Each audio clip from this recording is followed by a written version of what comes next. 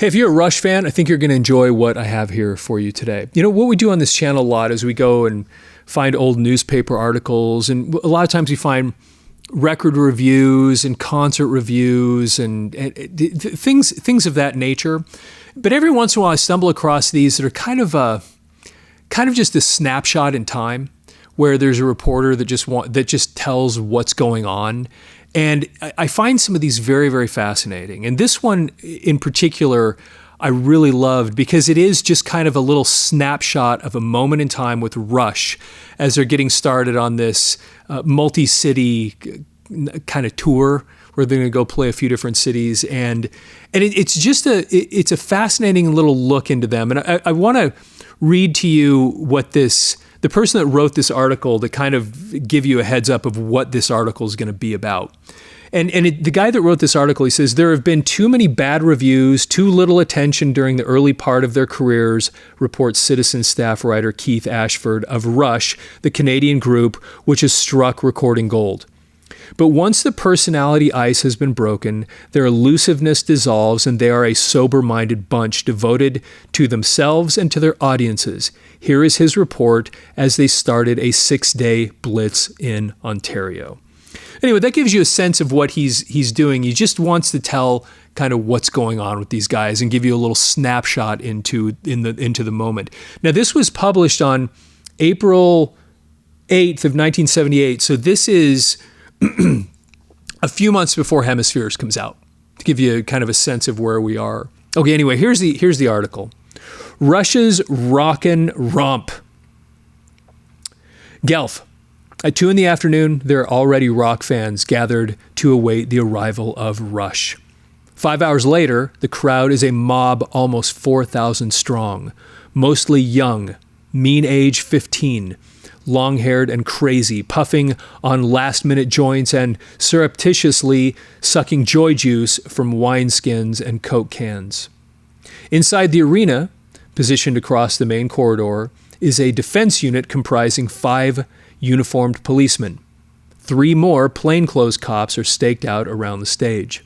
The doors open at 7:30, and the flood begins, choking the narrow entrance as the policemen moved up to the turnstiles for Operation Bottle Check. Within 45 minutes, 3 king-size plastic garbage pails have been filled to overflowing with Mickey's, 26ers, beer cans, wineskins, pocket knives, dope pouches, baggies, and stray joints. No deposit, no return. "Hey man," protests an inebriated ticket holder. "It's not like I'm an alkie or nothing, just a little drink for the show." He is relieved of a half bottle of port before he is permitted to rejoin the mainstream, muttering vague threats as he goes. A part-time biker hired to help preserve the peace watches the denim procession from the comparative safety of the penalty box. "They tell me Rush brings in a hot-headed crowd of boppers," he says. "Now I believe it." The concert is virtually standing room only. Atmospheric conditions are hot, heavy, and electric. Opening band Max Webster is met with an explosion of noise as the house lights give way to a megawatt circle of cold brilliance. Now, if you're not familiar with Max Webster is a Canadian band like Rush, and apparently they were all buddies. And if you go find the song Battle Scar, you can find it on YouTube. Geddy Lee actually sings in it, and it is seriously Geddy Lee top form. His voice is so great in this song. Anyway, it's a song by a band called Max Webster. anyway, they were opening up. They actually opened for Rush quite a bit. And so I'd love to hear it. Actually, by the way, if you're familiar with Max Webster and if you saw them open up for Rush on one of these tours, put it in the notes. We'd love to hear about this. Okay. Bedlam Squared, Anxiety Times 2, a triple somersault into a deep end of rock oblivion and to hell with the consequences. The scene is entirely out of joint. From behind the towering monitors on stage, Rush, Geddy Lee, Alex Lifeson, and Neil Peart watch Max Webster deliver metal to the masses. The gig follows a 3-day layoff and nerves are tight. Max Webster sustains a Syria comic, talk about word of the day, I saw Syria Comic and I thought, what in the world? And it really is. I actually looked it up.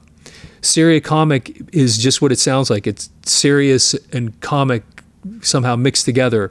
Syria Comic Frenzy for almost an hour before the house lights snap the mood in two, leaving the audience witlessly exposed. When Rush hits the stage, 4,000 people erupt, a standing ovation, hundreds of flickering matches, a wash of noise, and the band has yet to do a thing. Astral anguish, galactic probings, neocosmic wailings, and enough hydro to supply a small community of Earthlings. The spaceship Rush has at long last achieved orbit under the passport of progressive heavy metal. 6 albums have gone gold in Canada, 3 have gone gold in the US, and the band recently won Best Group laurels at the Juno Awards. It's been a long time coming. Rush has been Rush for almost 10 years, but only recently have they won international recognition. The band now enjoys a wide following in Britain, the consequence of 2 European tours, and plans are in the works for a trip to Japan where Rush albums are a rock staple. Based in Toronto, Rush is a classic case of a Canadian band whose survival has been neither helped nor impeded by the media. Reviews have been scarce and often critical. Radio airplay has been limited and Canadian audiences have been difficult to convert. Throughout, Rush has refused to compromise for the sake of a single. The band's only classifiable hit is Closer to the Heart, which, by the way, I love that song. That is really, still to this day, just one of the greatest. Anyway, it's just, what a great song. They had so much great stuff. It's hard to even start going down that path. Okay, except for a tune called Fly By Night, nothing else has come close. And this is so... This kind of thing jumps out at me, again, because of the historical perspective. Because, again, this is before Hemispheres. This is imagining a world where you could not turn on the radio and hear Rush all the time. Because these days, if you turn on some sort of a classic rock radio station, you're going to hear Rush pretty regularly. I mean, there's a ton of their stuff over the years that had ended up on regular rotation, not the least of which would be something like Tom Sawyer. But, you had other things like Spirit of Radio, which was just huge, on radio. And then songs like Limelight. I mean, you start going down the line. There were so many tunes over the years that became radio staples. But here we have this vision into this time, and I'm sure many of you even remember what it was like then. I was too young. I didn't know what was going on at the time. I wasn't paying attention then. I didn't discover Rush till years later.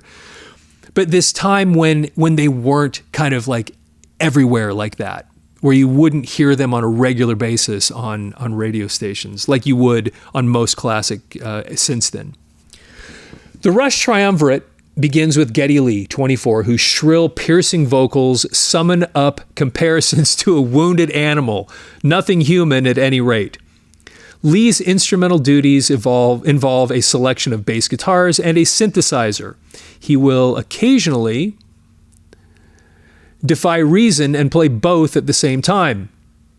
Quote, "We try for the broad strokes and the very dense musical passages," he says. "A 3-piece band can be very boring unless you use all of the available talent to its fullest extent," unquote. Lee's unique bass lines are uncommon to rock, curious strips of melody used as a musical binding for the band's epic arrangements. On stage, he is a dominating presence. His black hair falls to below shoulder level. A beak nose dominates his face, and thin legs are accentuated by skin-tight Levi's. Running shoes are his favorite footwear. Lead guitarist is Alex Lifeson, 24, easily the prettiest member of the band and therefore the ladies' choice. Aloof, reserved, and image perfect, he is the apotheosis of androgynous rock. Accordingly, the limelight suits him. Getting out there on stage and doing it is a great sensation, he says.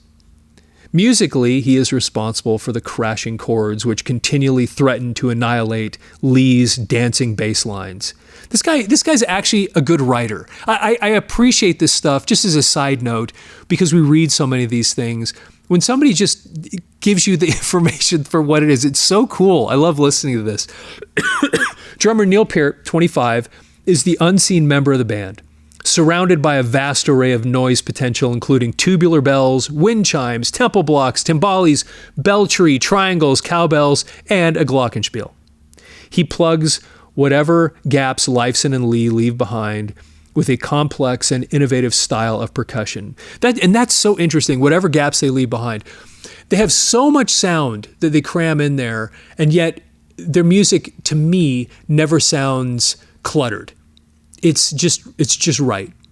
And, you know, you hear people talking about when they were first exposed to Rush and listening to them, and then they found out that they were a three-piece band and they could barely believe it because so much sound, huge sound was coming out of that group, and it was just three guys. Anyway, just kind of a fascinating thing that they did.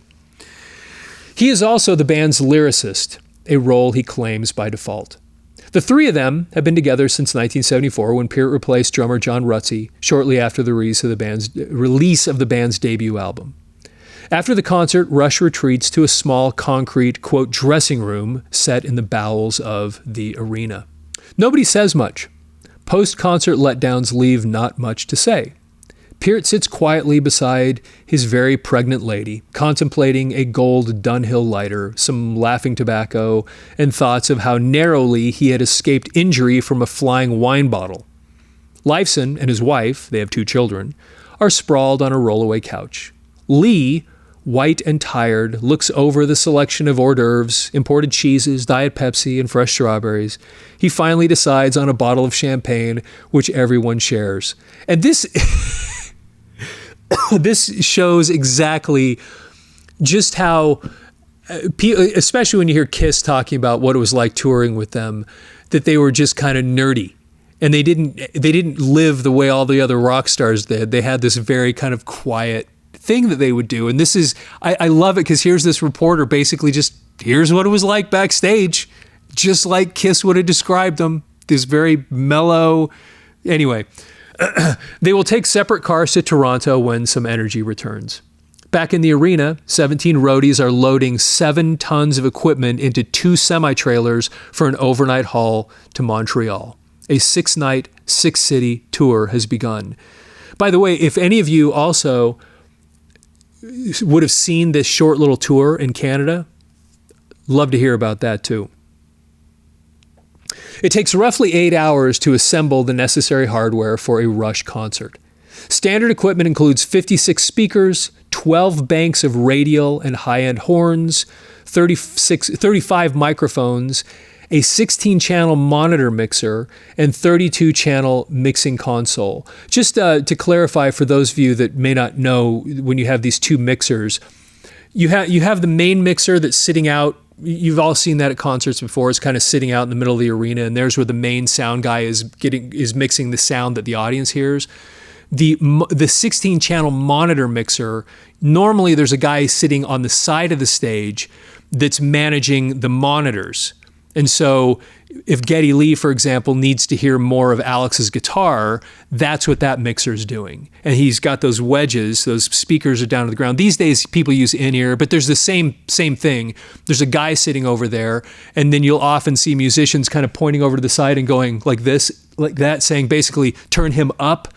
And because each of the musicians has their own mix, and it's run by a totally separate sound mixer on the side of the stage. Anyway, that's the 2 things they're talking about there. Okay.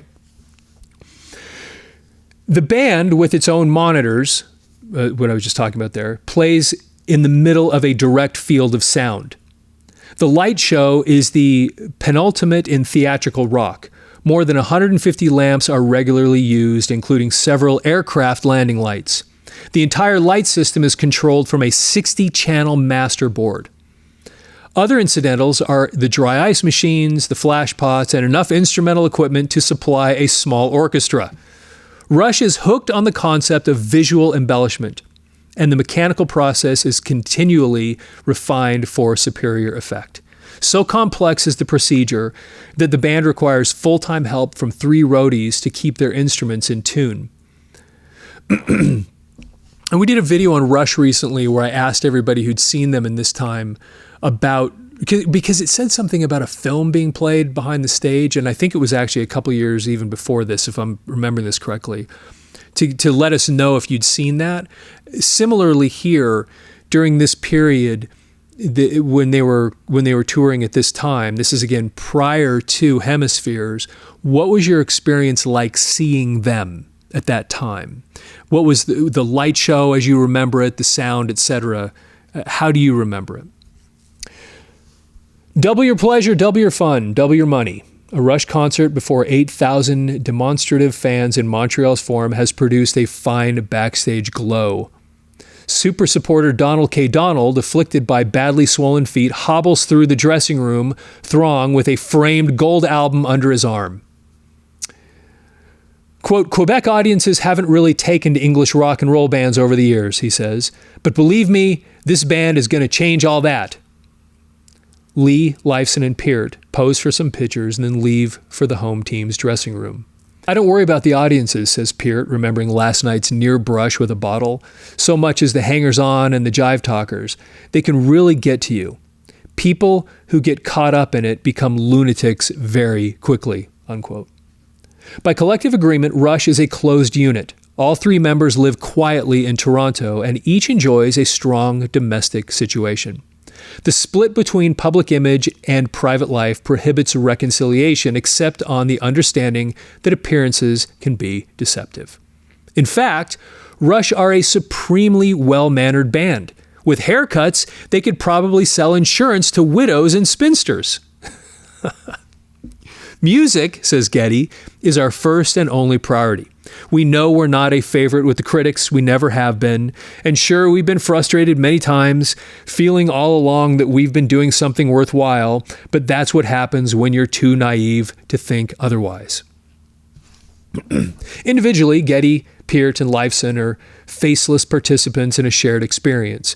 They are a band in the purest sense of the word, indivisible parts of a whole. Says Getty, quote, the audiences feel our personality through our music. For us, to go out there and pretend to be something we're not would be false and dishonest. What we play says who we are, unquote. And really, you get in a bigger discussion about Rush, and that is one of the reasons that they succeeded the way they did for such a long period of time. It's one of the reasons they succeeded at all. Because if you know the story about 2112 and what happened there, they just stuck to who they were. They were just determined to be themselves and it also then over the years allowed them to kind of not write anything off. You get into so many of the other albums where they were trying different styles and different this, and they just did what they did, and they didn't try to be anything that they weren't. And I think that is part of what helped them have such longevity, because they just were who they were, they knew who they were, and they gave you what they were. And that was it. They didn't try to be something that they weren't. And that sincerity, somehow audiences pick up on that. And it matters. Okay, quite so. Moralistic, humorless, and musically bombastic, Rush are the holy rollers of the rock scene. Quote, every show is the show. There is no past, there is no future, there is only tonight. Anyway, I hope you enjoyed that. I think it's so fascinating, again, getting these little slice of life articles that kind of just let you get a peek into the lives and the people at the time and how they were being perceived, especially by reporters and the press, the people who are willing to just tell the story as it is without being critical or without their own commentary. They just, here's what's going on.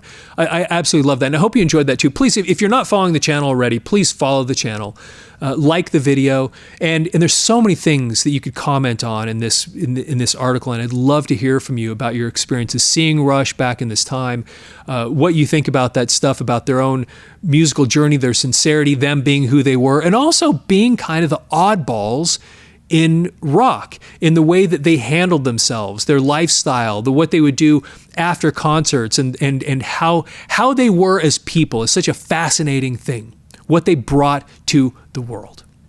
Anyway, with that, have yourself a fantastic day.